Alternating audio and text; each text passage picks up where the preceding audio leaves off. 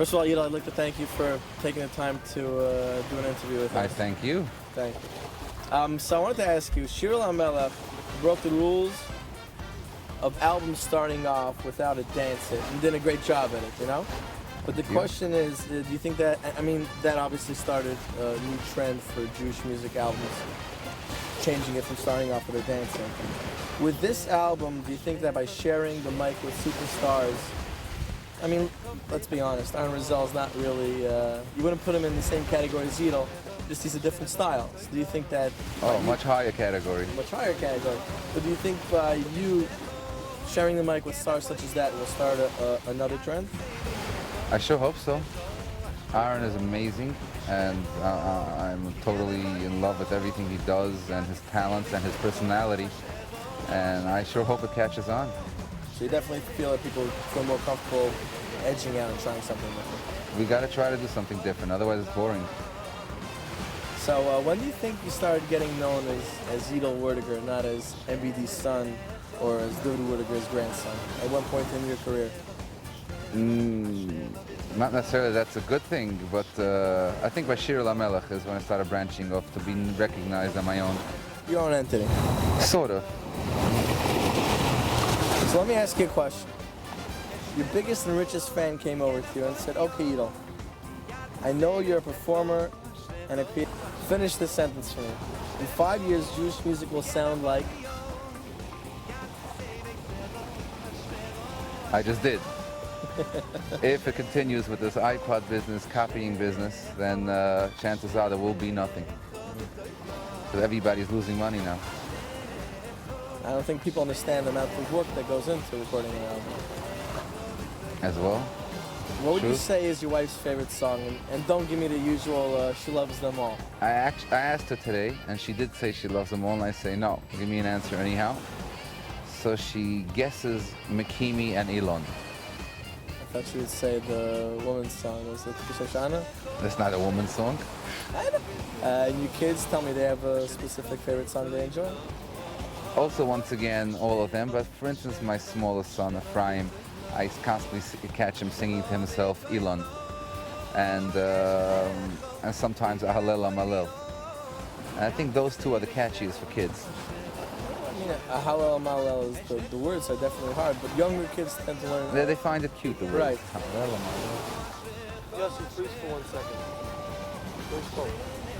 What would you say is your father's favorite song on this album? Once we're already asking everybody's favorite song. I asked him as well today. I've been asking that question frequently lately. You know, I'm trying to get feedback. You work so long on something, you want to hear, you know, what's going on. My father refused to give me a direct answer. I love them all. It's not the answer you're looking for, but that is what he said. So I'm sure your father is giving you advice along the road. Absolutely. So how does he feel when there's a point where you say, as a producer, arranger, composer, Abba, I hear you, but I'm not going in that direction? So usually we agree. That barely ever happens. And we're not, it did happen. We're not going to get into detail where. There's one song where he didn't agree on. And it happens to be at the end, I think he does like it. So we agreed almost on everything, the 99%. Or you agreed not to agree? I agreed not to agree. So tell me, will we be seeing a guitar solo sequel? Wow. Guitar Solo was an album that I literally did for my own pleasure. This wasn't about selling. If I'll sell some, great. If I don't, okay. I love working with some gold. I love what he can do, and just wanted to I booked time in the studio, not even knowing what project I'm going to do. Just, we're going to do something. And then I did this thing for my own pleasure. And if enough hits will, accumulate from this and maybe the next thing, then hey, I'd love to. I love working with him. So I wanted to say I was studying the CD jewel case. I took out the CD and there's a picture of you staring back at me. Black and white, but these red glasses are sticking out. Where did you get the glasses? Oh, I brought them in for today. Yeah, I noticed. Yeah, the album mentions it. Spectacles by Chesky Holzberg, Optical Lab. Optical Lab, of course. Yeah, good friend. So who has more pairs of glasses, though, you or Lipa? Definitely Lipa. Definitely Lipa. So, going back to the album, what took so long for the production to come to an end?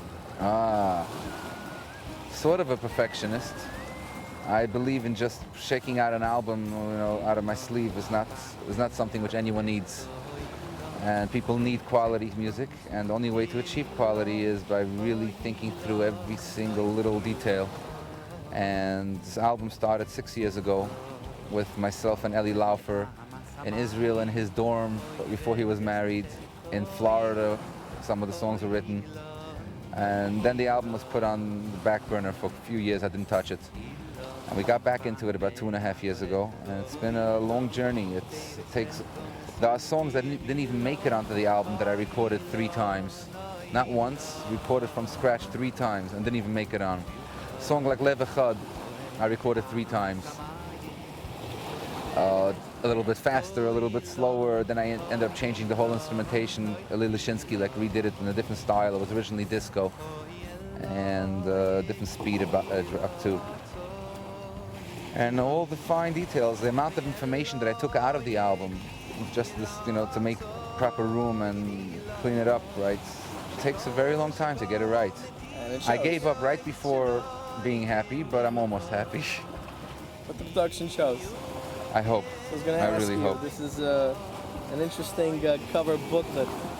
What's the story behind this whole little brief over here? Someone mentioned to me the other day that they should sell it in Eichler separately. I just try to do the packaging, the whole thing. It should just be a worthwhile thing. Especially that people are so tempted these days to copy because of how easy it is to do that today. You want to give them something more valuable in their hands, something which has more of a mamashis, and they feel, that they got something more. And I did the moving lenticular cover and the booklet. Definitely something different. Trying to just give them, right in the store and trying to give them more reason to do the right thing. The liner notes show every part of the album, from the music, the marketing. Was a collaboration? Was there any part that was just you as an individual? I stand behind every second of everything that gets done. Anything that was done without myself being there, with the exception of the actual recording of Ashrecha, which Eli Lashinsky, not Ashrecha, Lev Echod, which Eli Lashinsky redid, but we discussed it in detail. Everything else, anything I've done. It's been now what, about 2 weeks? No, 1 week today. 1 week. So what kind of response are you getting from people right now? Unbelievable, unbelievable. I am totally amazed. I know that the product is good. I worked in it too long for it not to be good, but for the amount of phone calls, texts, emails, it's really amazing. Really amazing response. Would you say I'm on a total high. Would you say from your last album to now that you noticed a big change in Jewish music as a whole? Jewish music should keep on changing. Everything has to keep on changing, otherwise it's not as interesting. Not all the changes to my personal liking, but change is good. It's different. Change is good. Do you think Guitar Solo had any influence on this album? That being the last one you recorded, right? I definitely listen to it while recording whenever I need to calm down, relax, enjoy. Did it have an actual influence? Who knows? I was listening to the album in the car yesterday, and not in a bad way, but it seemed you had more fun creating this album in the studio, vocally. I hear you smiling in the song, Yeah, working with Yossi Zweig, which was most of the vocals were done with him, and even with Ruli Ezrahi, they're friends, and they brought out the fun in me. And actually part of the reason why it took so long, one of the things was to get that smile and to get that feeling. It should come across that way. The happy song. Yeah, to feel the happiness. Lev Echod has such a different sound, such an interesting sound. The song? Well, yeah, why did you have guest vocalists? Was that set down from the beginning because Rizal composed it? Or? I love everything that Rizal does. I agree that most of his style is he doesn't think about what's commercial, what will sell X amount, what speaks to more people. But I personally love every single thing he does.